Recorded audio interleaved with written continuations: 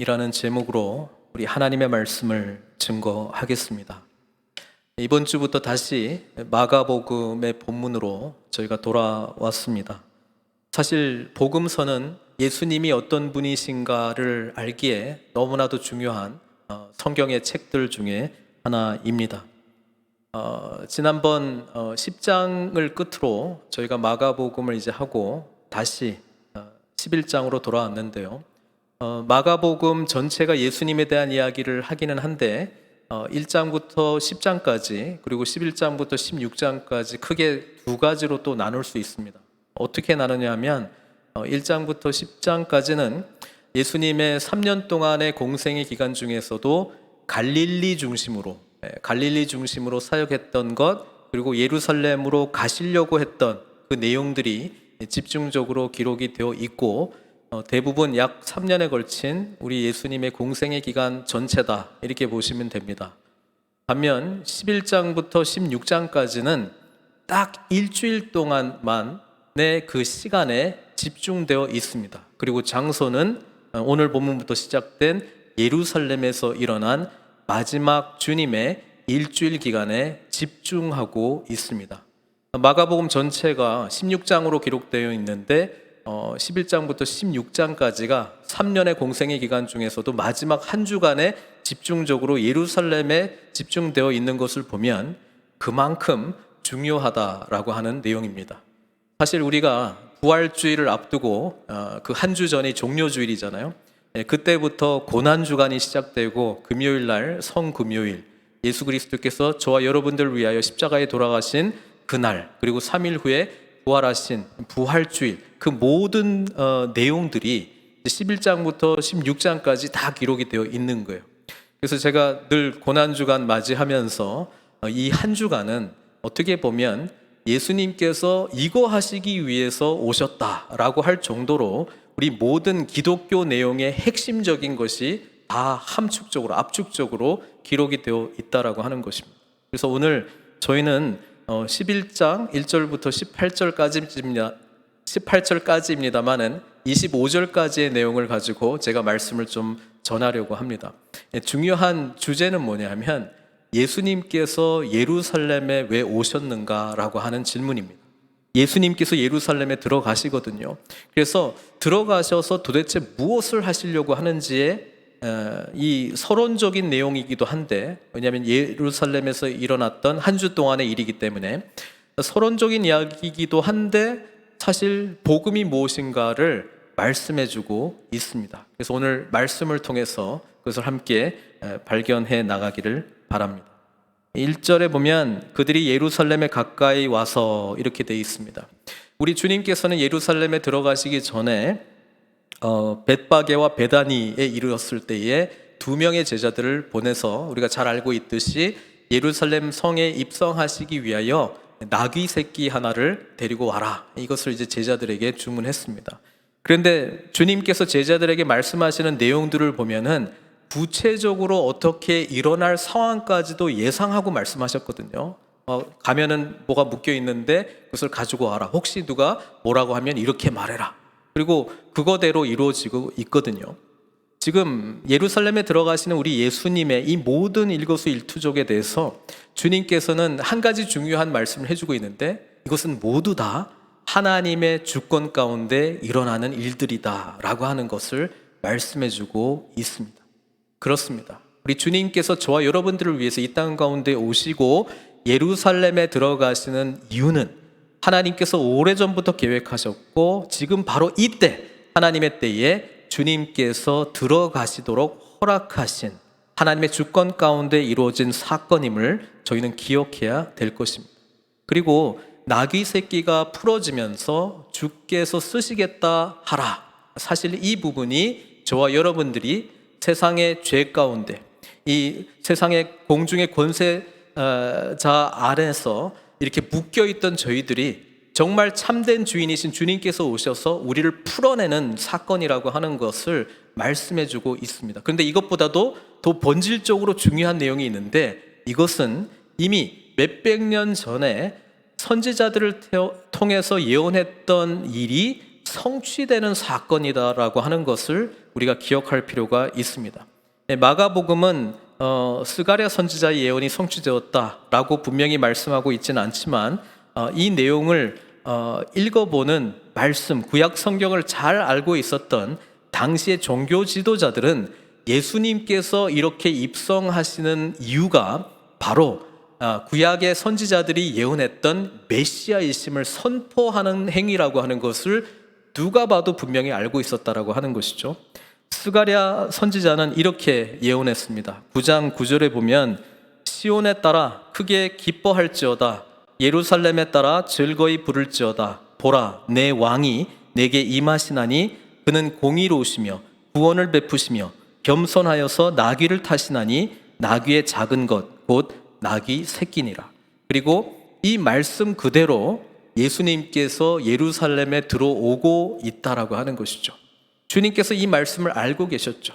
종교 지도자들도 다 알고 있었습니다. 그래서 예수님께서 나귀를 타고 예루살렘으로 들어오는 이 행위는 내가 메시아야, 만천하에 선포하는 행위라고 하는 것이고, 하나님의 뜻 가운데에, 하나님의 때에, 하나님의 주권 가운데 이루어지는 일이라고 하는 것을 오늘 말씀은 저희들에게 이야기해 주고 있습니다. 사람들이 난리가 났습니다. 그렇죠? 우리 주님께서 들어오실 때에 호산나 찬송하리로다, 시편 118편의 내용들을 외치면서 호산나, 이제 구원하소서, 이제 구원하소서, 우리를 살려주십시오, 이제 구원해 주십시오 외치면서 종려나무 가지 흔들고 난리가 났습니다. 우리 주님께서 바로 이 상황 가운데 어떤 마음이었을까요? 참 분위기 좋구나, 기쁘구나, 나도 즐겁다, 이 마음이었을까요? 아닙니다. 마가복음에는 기록되어 있지는 않지만 우리 누가복음에 보면 우리 주님의 감정이 기록되어 있습니다. 누가복음 19장 41절에서 44절까지의 말씀인데요, 41절은 이렇게 기록되어 있습니다. 가까이 오사 성을 보시고 뭐 하셨다고요? 우시고. 왜 울었어요? 감격하셔가지고요? 아닙니다. 뒤에 내용을 보면 이렇습니다. 42절, 이르시되 너도 오늘 평화에 관한 일을 알았더라면 좋을 뻔하였거니와 지금 내 눈에 숨겼도다. 날이 이를지라 내 원수들이 토둔을 쌓고 너를 둘러 사면으로 가두고, 여기서 너는 예루살렘이거든요. 또 너와 및 그 가운데 있는 내 자식들을 땅에 맺히며 돌 하나도 돌 위에 남기지 아니하리니 이는 내가 보살핌 받는 날을 알지 못함을 인함이니라 하시니라. 무슨 말이냐면 주님께서는 예루살렘이 멸망할 것을 알고 계셨습니다. 실제로 예수님 이후에 예루살렘 성이 멸망하긴 합니다. 그러나 그 역사적인 사건은 둘째치고라도 지금 주님께서 말씀하시는 것은 메시아의 오심은 곧 예루살렘의 멸망과 직결되어 있다라고 하는 것을 아셨습니다. 그래서 죄 가운데 타락해 있는 이 종교 지도자들, 그리고 조금 있다가 우리가 성전 안에서 이루어지는 일들을 보지 않습니까? 성전이 성전의 기능을 제대로 하고 있지 못하는 이 예루살렘, 우리 주님께서 오심은 하나님의 완전한 심판이 임할 것을 알고 계셨기에 우리 주님께서는, 다른 사람들은 막 지금 파티 분위기예요, 축제 분위기예요, 우리의 구원자가 왔습니다, 그 구원이 어떤 구원인지도 제대로 모른 채 그들은 환호하고 막 지금 난리가 났는데, 우리 주님께서는 정작 성을 보시고 눈물로 들어오셨다라고 하는 것을 기억할 필요가 있습니다. 우리는 성전된 주님을 머리로 하고 성령께서 내주하시는 성전입니다. 그게 예수 안에서 저와 여러분들에게 이루어진 놀라운 일들입니다. 그런데 우리가 늘 예배의 자리로 나아갈 때에 우리의 진정한 주인이신 주님께서 어떤 마음으로 나를 바라보고 계실까 잘 진단해야 됩니다. 나는 정작 분주합니다. 나는 정작 종려나무 가지를 흔들고 있습니다. 나는 정작 주님을 위해서 호산나, 지금 구원하소서 외치고 있습니다. 그런데 우리 주님께서 울고 계시다면 우리는 뭔가 지금 하나님의 뜻에 어긋나 있고, 그 어긋나 있는 것은 주님께서 진정으로 왜 오셨는지, 그리고 내가 원하는 것과 틀어져 있기 때문에 그렇습니다. 오늘 마가복음의 독특한 내용인데요. 1절부터 25절까지가 3일치의 내용입니다. 3일 동안에 일어난 내용입니다. 주님께서 먼저 예루살렘에 입성했던 게 하루, 그리고 11절에 보면 이렇게 돼 있잖아요. 예수께서 예루살렘에 이르러 성전에 들어가사. 그러니까 예루살렘에 먼저 들어가시고 제일 먼저 하셨던 것이 어디로 가셨다고요? 성전에 가셨습니다. 그러면서 뭘 하셨냐? 모든 것을 둘러보시고, 성전이 지금 어떠한가 쫙 스캔하신 거예요. 딱 보셨습니다. 그리고 때가 이미 저물매 12제자를 데리시고 베다니에 나아가시니라. 이렇게 되어 있습니다. 그러니까 들어오셨다가 나가셨습니다. 구약 성경에 보면 우리 하나님께서 예루살렘 그 성전 안으로 들어가시는 건, 우리 솔로몬이 성전을 완성하고 하나님의 영광 가운데 임하는 그 구름이 막 가득 차 있는 그런 모습이 있는데요, 한 번도 하나님께서 여기 성전을 떠나신 적이 없는데, 언제 떠나냐면은 에스겔 선지자를 읽어보면은 하나님께서 떠나십니다. 하나님께서 떠나시는데 그 에스겔서 읽을 때는 그냥 떠나셨다 이렇게 한 구절로 돼 있지 않고 길게 돼 있어요. 길게 돼 있어요. 무슨 말이냐면 하나님은 안 떠나시고 싶은 거예요. 그냥 머뭇머뭇거리면서 어쩔 수 없이 떠나가시는. 근데 오늘 본문 보면 우리 주님께서 예루살렘에 오셨죠? 성전 바로 보셨죠? 그리고 떠나셨어요. 왜 떠나신 줄 아세요? 거기에 하나님이 안 계시기 때문입니다. 거기에 주님께서 진정한 주님으로 계시지 않기 때문에 그렇습니다. 그리고 둘째 날, 이 내용 12절부터 14절까지의 내용은 마가복음에만 기록되어 있습니다. 뒤에 20절에서 25절 성전 안에서 주님께서 막 상 업고 뭐 비둘기 파는 자들, 뭐 동전 교환하는 자들, 환전하는 자들 다 쫓아내시고 할 때에 그 다음에 무화과 나무를 저주한 내용은 마가복음에는 기록이 돼 있거든요. 마태복음에는 기록돼 있거든요. 근데 그 성전에 들어가시기 전에 이 먼저 저주했다라고 하는 거는 이 마가복음에만 기록이 돼 있습니다. 그래서 이 부분이 왜 이렇게 돼 있는가를 좀 생각해 보면 좋을 것 같아요. 12절부터 이튿날, 둘째 날이죠. 그들이 베다니에 나왔을 때에 예수께서 시장하신지라. 주님께서는 배가 고프셨다. 성경은 기록하고 있습니다. 멀리서 잎사귀에 있는 한 무화과 나무를 보시고 혹 그 나무에 무엇이 있을까 하여 가셨더니, 왜냐하면 무화과 나무는 잎이 이렇게 무성하게 피어 있다라고 하는 것은 열매가 있어야 되거든요. 원래는 있어야 돼요. 근데 무화과 때는 아직 아니에요. 그러니까 어떤 이유로 특별하게 지금 이제 싹이 돋고 조금 있다가 열매를 맺어야 되는데 이미 잎이 많은 걸 보고 열매가 맺혀져 있겠구나 이렇게 생각하시고 가셨는데 없는 거예요. 그래서 우리 주님께서는 14절에 보니까 나무에게 말씀하여 이르시되 이제부터 영원토록 사람이 내게서 열매를 따먹지 못하리라 하시니 제자들이 이를 듣더라. 그리고 나무가 어떻게 됐는지는 그 다음 날에는 알아요. 그 다음 날 20절 그러니까 성전 들어가기 전에 이런 일이 일어났고, 그다음에 성전을 막 이렇게 뒤엎고 그 다음에 다시 또 나오셨거든요. 이튿날 아침에 지나갈 때에 20절에 보면 무화과 나무가 뿌리채 마른 것을 보고, 마태복음의 내용에서는 성전을 이렇게 뒤엎고 깨끗하게 하고 난 이후에 무화과 나무 사건이 기록이 되면서 말씀과 동시에 말라버렸습니다. 저주와 함께 말라버렸는데 여기는 그 성전 들어가기 전에 기록이 되어 있습니다. 근데 어쨌든 주님께서 말씀하셨을 때에 이 저주를 받고 말랐다고 우리는 생각할 수 있습니다. 질문은 이게 어떤 의미인가라고 하는 것이죠. 우리가 그냥 표면적으로 읽어보시면 주님께서도 이렇게 배가 고프시면 좀 한성질 하시는 분이시구나 이렇게 또 단순하게 생각할 수 있어요. 이때까지 우리 주님은 이런 분 아니셨거든요. 근데 배고프면 왜 열매 없어? 그러면서 막 저주하고 다시는 열매가 없으리라 막 이렇게 하시고 또 그 기분으로 성전 들어가셔가지고 이 사람들 왜 이래? 그러면서 막 또 엎어버리고 야, 우리 주님께서도 정말 한성질 하시는 분이시구나. 이 제자들 좀 아침부터 좀 아침 식사 든든히 좀 하시고 모셔야 되는데 왜 이러느냐?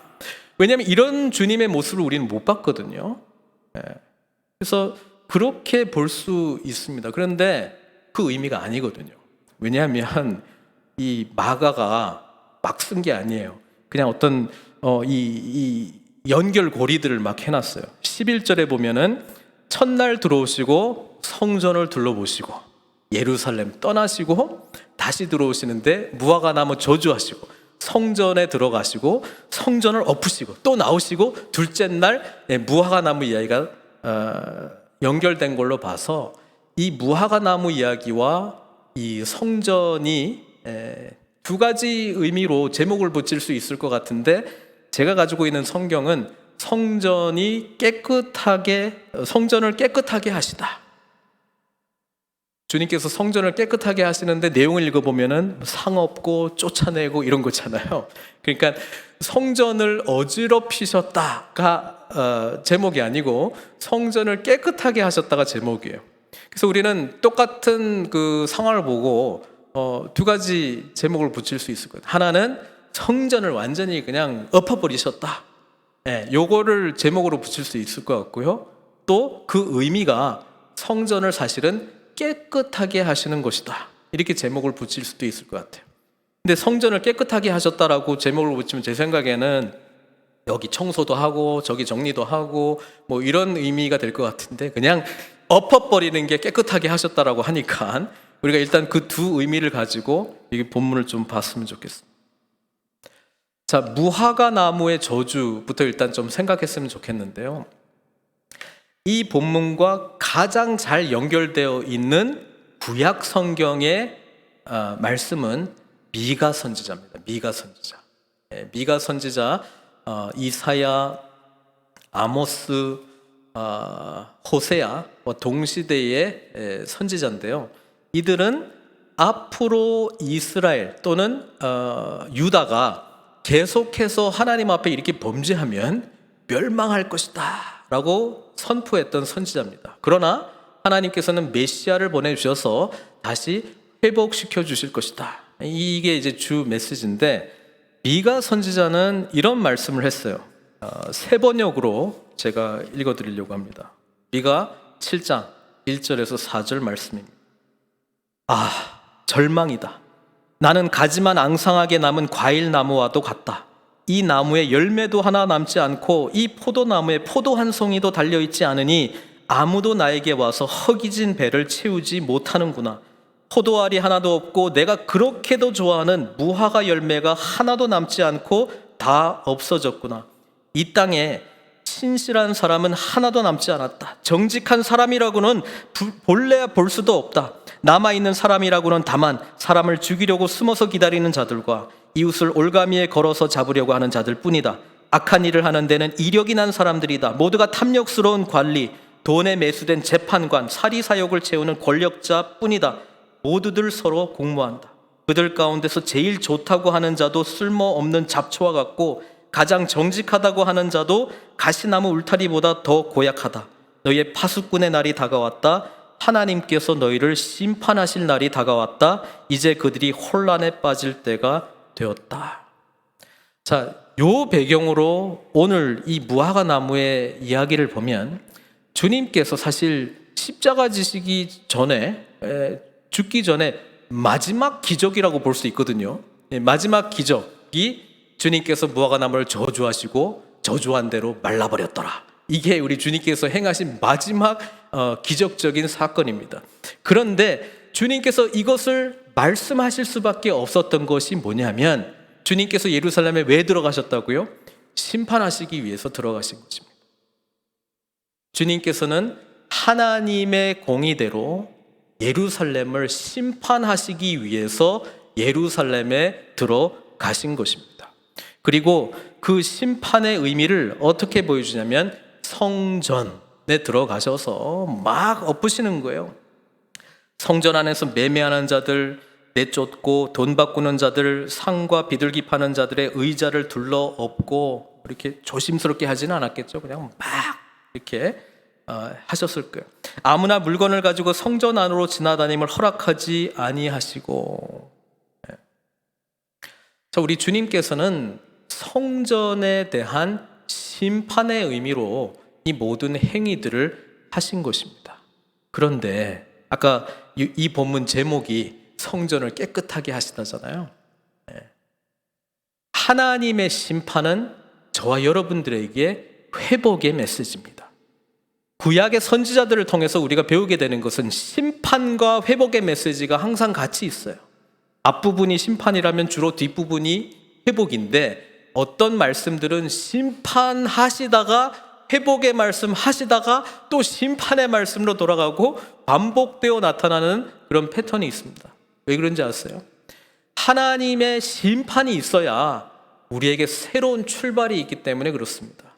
왜냐하면 죄로 말미암아 부어질 수밖에 없는 심판은 아무도 막을 수 없기 때문에 그렇습니다. 하나님께서는 예루살렘, 성전 심판하시기로 작정하셨습니다. 그런데 이것이 저와 여러분들에게는 소망, 회복의 메시지가 된다는 것이죠. 왜 그렇습니까?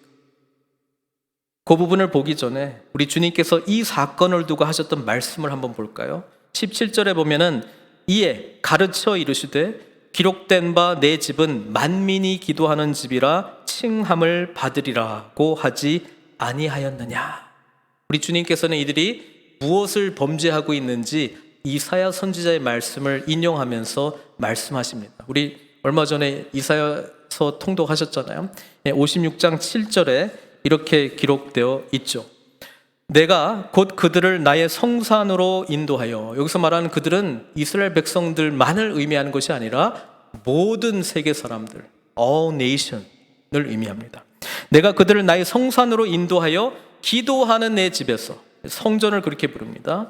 그들을 기쁘게 할 것이며 그들의 번제와 희생을 나의 제단에서 기꺼이 받게 되리니 이는 내 집은 만민이 기도하는 집이라 일컬음이 될 것이라. House of prayer for all nations. 열방에 기도하는 집이라는 것이죠. 그런데 이 열방이 기도하는 장소로 지금 매매가 이루어지고 뭐 돈 바꾸는 환전이 이루어지고 뭐 비둘기 파는 어떤 일들이 일어나는 것이 어디에서 일어나고 있냐면 성전에서 이방인의 뜰이라고 하는 곳에서 이루어졌습니다. 명칭 자체가 이방인들, 유대인이 아닌 사람들, 경건한 자들, 하나님을 믿는데 유대인이 아닌 사람들이 제일 마지막까지 갈 수 있는 곳이 여기였습니다. 그리고 여기에서 성전 안에는 제대로 못 들어가지만 이방인의 뜰에서 적어도 여호와 하나님을 향해서 기도할 수 있는 자리였는데 이곳이 뭐가 됐다고요? 전 세계에 흩어져 있는 디아스포라 유대인들이 명절 때 몰리니까 그들이 가지고 있었던 돈은 그 지역의 돈이었습니다. 그러니까 성전세를 내려고 그러니까 성전 안에서 사용되는 돈을 써야 되는데 이러려니까 환전소가 필요한 거예요. 그렇죠? 근데 이 환전소를 뭐에다가 해야 돼요? 뭐 하긴 하는데 이방인의 뜰에다가 한 거예요. 또 게다가 멀리서 오는 사람들이 자기들이 바칠 재물들, 그 짐승들을 끌고 오다 보면은 막 상처 나잖아요. 그리고 제사장들이 검사해요. 쫙 보면서 여기 좀 흠이 났네요. 안 되겠습니다. 이래 버리면 어떡해요? 걱정하지 마십시오. 우리 성전에서 이 성전 마크가 찍혀 있는 아주 잘 길리운 흠이 없는 여기 양도 있고 뭐 염소도 있고 소도 있고 다 있어요. 그래요? 매매하는 거예요. 비둘기는 가장 가난한 자가 드리는 제물입니다. 소도 없고 양도 없어. 그러면 비둘기라도 잡아와야 돼. 산비둘기라도 잡아와야 돼. 집에서 길리운 비둘기라도 바쳐야 돼요.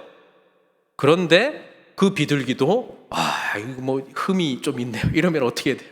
성전 제사용 비둘기를 바꿔야 되는 거예요. 그러니까 가난한 자조차도 뭐예요? 뜯어먹는 거예요. 그냥 바꿔줬겠어요? 이윤을 남기는 것이죠. 그래서 예수님께서 말씀하시잖아요. 기도하는 곳을 종교적 열심 아니면 종교적으로 보이는 행위들을 바탕으로 사람의 이익을 취하는 종교자들이 그거 하고 있었다는 것이죠. 그래서 너희는 강도의 소굴을 만들었도다. 이거는 오늘 예레미야 7장 읽으셨으면 바로 예레미야 선지자가 성전 앞에서 성전 설교를 할 때 나온 내용이죠. 예레미야 선지자가 뭐라고 이야기했습니까? 예레미야 7장 10절 11절.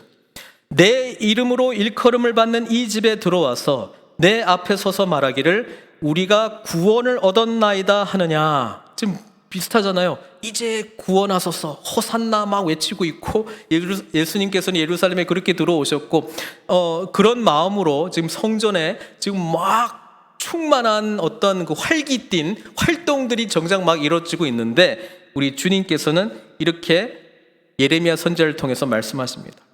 이 모든 가증한 일을 행하려 함이로다. 매매하고 환전하고 비둘기 바꾸고 이런 거. 11절. 내 이름으로 일컬음을 받는 이 집이 너희 눈에는 도둑의 소굴로 보이느냐. 보라, 나 곧 내가 그것을 보았노라. 네. 우리 주님께서 예레미야 선지자의 마음을 가지고 우리 성전을 둘러보시고 그 마음으로 이곳은 정말 도둑들의 소굴이구나. 하나님을 향한 긍휼하심을 입은 자로 하나님 앞에 기도하는 자도 없고, 하나님의 진정한 구원을 바라보면서 그 은혜에 감격해서 기도하는 자도 없고, 그냥 이 종교 지도자들이 만들어 놓은 여러 활동 중에서 사람의 어떤 이윤, 이걸 추구하기 위해서 지금 완전히 성전이 처참한 꼴이 되었구나. 여러분, 예레미야 선지자 수요일날 성경 공부 들어오세요. 중요합니다. 예레미야 선지자는 예루살렘의 멸망을 선포했던 선지자였고, 실제로 예루살렘이 멸망하는 것을 직접 목격한 사람입니다. 자기가 선포한 대로 실제로 그렇게 된 것을 목격한 사람인데요, 주님께서는 이 성을 바라보시면서 멸망할 것을 바라보면서 우시면서 들어오셨고, 주님께서는 애통하는 마음으로 정말 이 성전에 임할 심판의 모습을 막 상업고 비둘기 파는 자들 쫓아내고 이러면서 보여주신 것입니다. 그런데 저희들에게 소망이 되는 것은 20절부터 25절입니다. 본문 안 읽었지만 제가 읽을게요. 주님께서 이렇게 하시고 성 밖으로 또 나가셨어요. 왜? 주님께서 계실 곳이 아니기 때문에. 하나님은 한 번도 아니고 두 번이나 예루살렘 성전을 떠나셨어요. 하나님이신 예수님이 떠나셨으니까 떠나셨어요. 여기는 더 이상 성전의 기능이 없어요. 인간들의 그 타락한 탐욕만 가득한 곳입니다. 종교적인 활동은 막 일어나고 있는데, 그러면서 두 번째 날 지나고 이제 셋째 날 20절에 보면은 그들이 아침에 지나갈 때에 무화과 나무가 뿌리채 마른 것을 보시고, 다시 무화과 나무 이야기를 이어갑니다. 베드로가 생각이 나서 여짜오되 랍비여 보소서 저주하신 무화과 나무가 말랐나이다. 베드로가 그때 저주했던 무화과 나무 보면서 주님, 저 무화과 나무가 완전히 그냥 말라버렸네요, 이렇게 이야기했습니다. 근데 주님께서 뭐라고 말씀하시냐면 이렇게 이야기해요. 22절에 이르시되 하나님을 믿으라. 처음에 이게 좀 연결이 안 돼요. 갑자기 하나님을 믿으라가 왜 나오는지. 여러분, 이겁니다. 무화과 나무의 저주는 열매를 맺어야 될 하나님의 백성들이 열매 맺지 못한 부분에 대한 하나님의 심판의 말씀이었거든요. 그리고 실제로 예루살렘 성전에 임할 심판의 모습을 보여주시기 위해서 주님께서 이 성전의 심판의 모습을 보여준 거예요. 그런데 그 심판이 회복의 시작입니다. 그 심판이 하나님의 놀라운 은혜의 역사의 시작입니다. 그래서 예수님께서는 무화과 나무가 말랐다라고 하는 이 부분을 가지고 하나님을 믿으라는 거예요. 뭘 믿으라는 내용이냐면 심판 다음에 회복이 있을 것을 믿으라는 거예요. 하나님께서는 심판하셨지만 여기가 끝이 아니라고 하는 것을 믿으라는 거예요. 그러면서 23절에 이렇게 말합니다. 내가 진실로 너에게 이르노니. 주님께서 말씀하실 때 중요한 내용은 진실로, 더 중요하면 진실로. 23절에 내가 진실로 너에게 이르노니 누구든지 이 산더러 들리어 바다에 던지지라 하며 그 말하는 것이 이루어질 줄 믿고 마음에 의심하지 아니하면 그대로 되리라. 여러분, 우리는 이 본문을 그냥 딱 떼어내면 어떤 본문으로 받아들이냐면 빌립보서에 나오는 내게 능력 주시는 자 안에서 내가 모든 것을 할 수 있느라, 이거랑 딱 연결시켜서 와, 하나님 앞에 큰 걸 꿈꾸자, 그리고 간절히 기도하면 정말 이 산이 올려가지고 저 바다에 던져지는 것처럼 놀라운 역사가 일어날 거야, 믿습니까? 아멘! 이러고 나가는 본문으로 쓰는 건데, 이 내용을 읽어보면 전혀 그 내용이 아닙니다. 하나님의 심판 넘어 하나님을 신뢰하고 믿으라는 거예요. 하나님께서 반드시 이 심판 넘어 회복을 해 주실 것이라는 것을 믿으라는 거예요.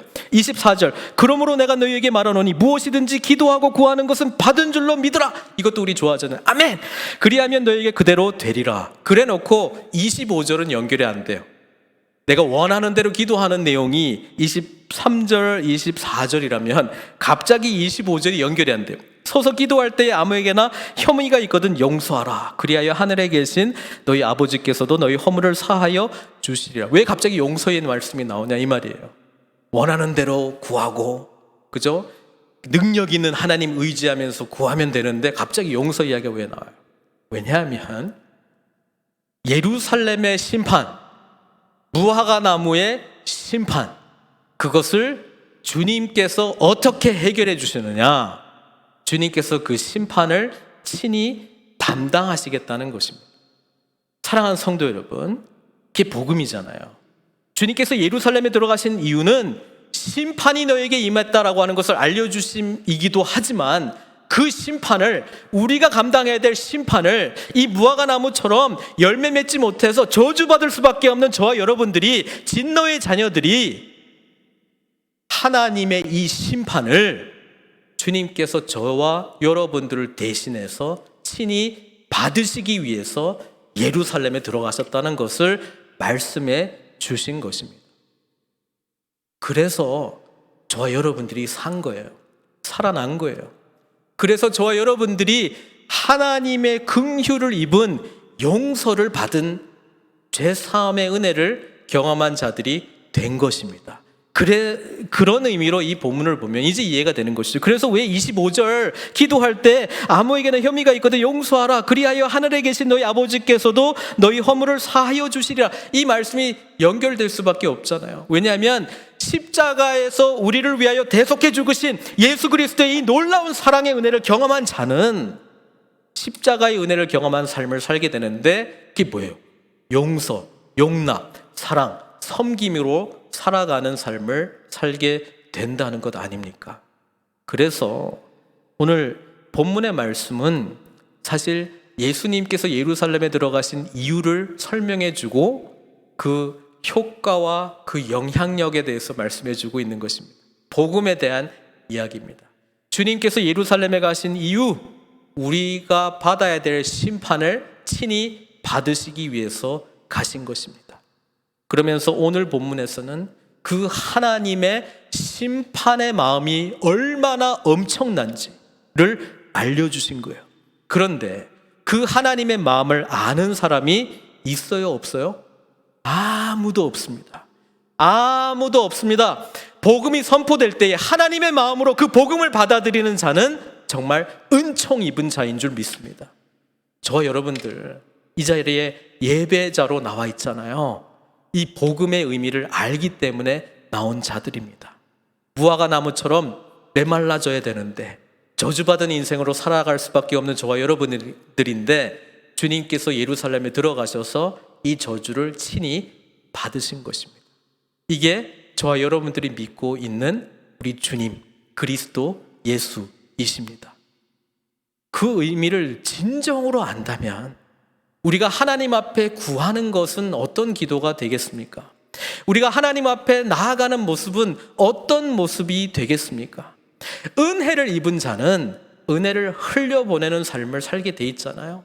하나님을 향해서는 감사, 감격으로 예배하고 우리 이웃을 향해서는 용납과 용서와 사랑으로 나아가는 삶입니다. 주님께서는 바로 그 기도를 저 여러분들이 하기를 원하고 계십니다. 사실 예수 그리스도께서 저와 여러분들을 위해서 행하신 이 놀라운 은혜에 사로잡혀 충만하여 섬기는 것과 잘 알지 못하고 섬기는 것에는 한계와 차이가 있을 수밖에 없어요. 그리고 우리가 사람을 섬길 때에 내 수준, 내 능력에 맞게 섬기게 돼 있습니다. 그 바운더리를 조금 벗어나면 힘들어져요. 괴로워요. 그러면서 별별 생각이 다 들어요. 내가 왜 이렇게까지 해야 되지?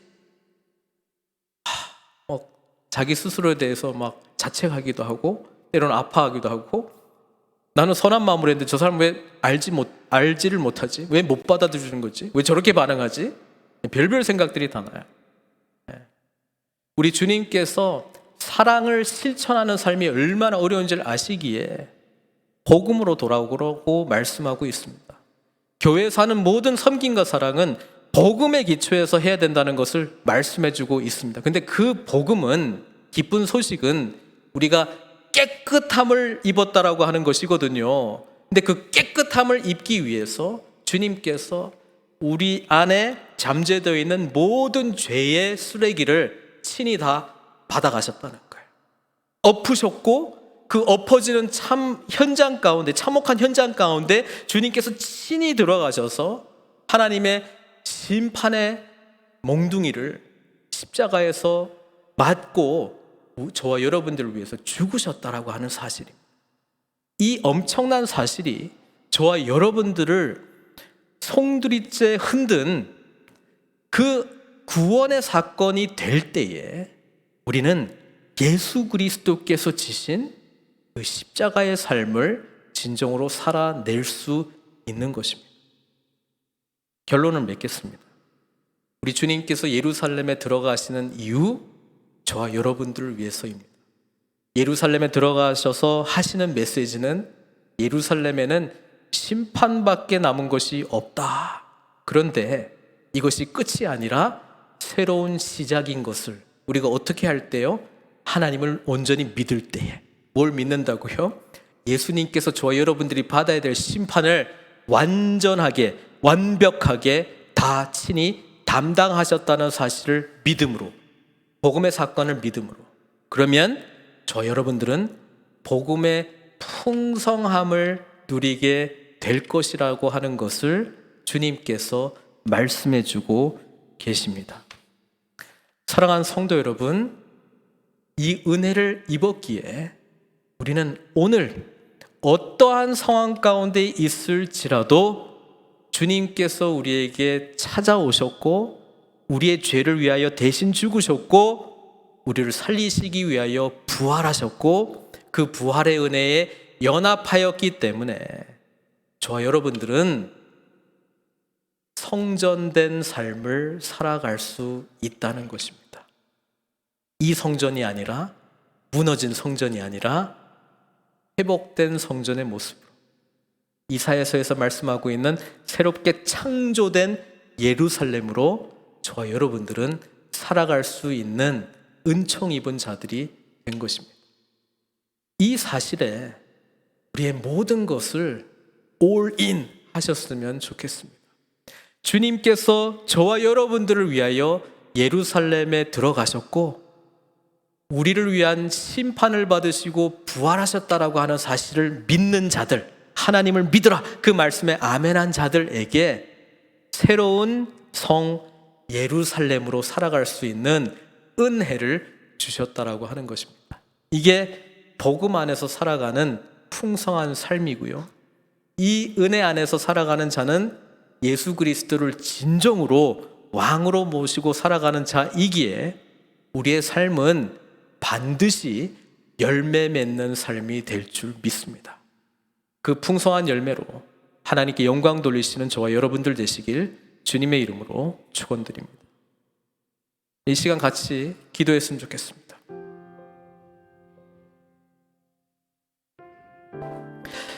이사야 선지자도 예언했고요. 계시록에서도 보여주고 있는 새 하늘과 새 땅의 모습 속에 새 예루살렘이 내려옵니다. 우리 주님 안에서 새로운 예루살렘으로 우리는 창조된 것입니다. 멸망, 심판받아야 될 예루살렘이 아니고요, 그 심판 우리 주님께서 친히 다 담당하시고 부활하신 주님과 연합된 새로운 예루살렘으로 살아가는 것입니다. 사랑하는 성도 여러분, 오늘 주님께서는 그것을 바라보시면서, 예루살렘을 바라보시면서 우셨습니다. 왜냐하면 이 문제는 반드시 해결해야 되는 예수님께서 이 땅 가운데 오신 목적이기 때문에 그렇습니다. 지금 우리 자신을 좀 다시 돌아봤으면 좋겠습니다. 이미 주님 건데, 주님께서 새로 한 성전인데 우리는 꼭 그럼에도 불구하고 이곳에서 꿈틀꿈틀거리고 있는 우리의 옛 모습이 있습니까?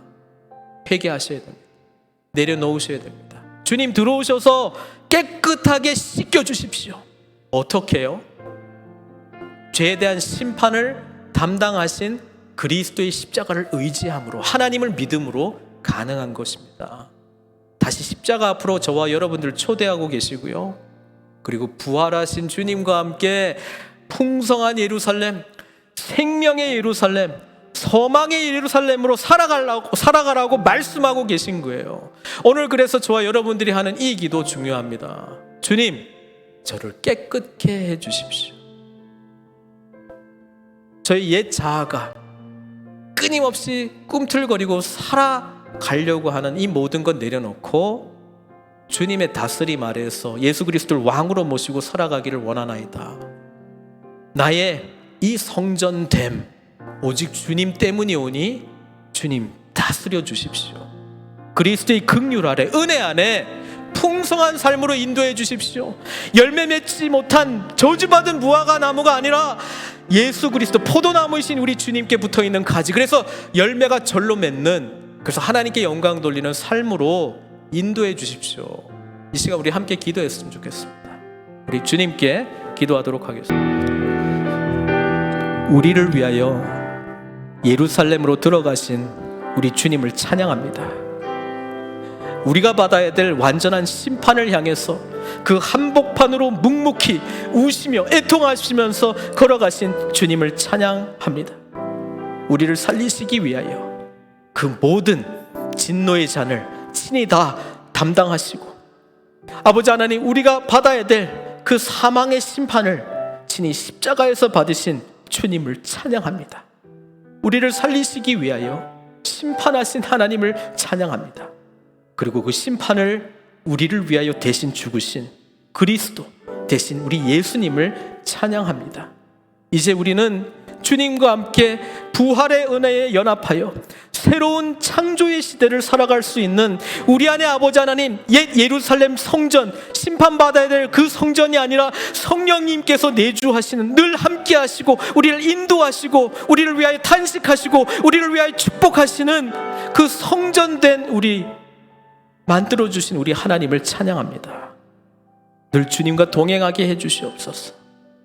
순간순간 우리의 옛 자아가 살아날 때 우리의 정과 욕심을 주 그리스도의 십자가와 함께 못 받고 우리의 모든 심판을 대신 담당하신 주님의 은혜에 사로잡혀 우리 또한 십자가를 향해 나아가는 주변의 사람들을 섬기고 아픈 자들에게 긍휼을 베풀고 하나님의 사랑, 복음을 증거하는 증인의 삶을 살아갈 수 있도록 은총 베풀어 주시옵소서.